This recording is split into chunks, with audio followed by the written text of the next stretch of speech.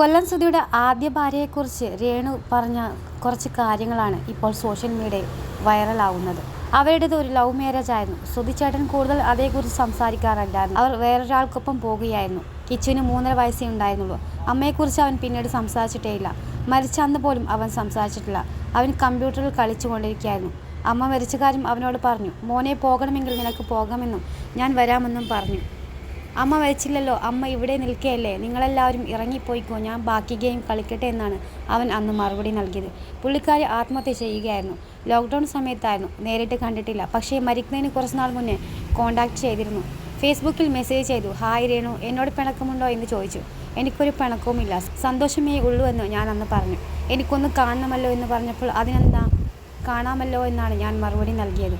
Video call ചെയ്തു. Hi Renu, എനിക്ക് ഒത്തിരി സന്തോഷമായി കണ്ടതിൽ.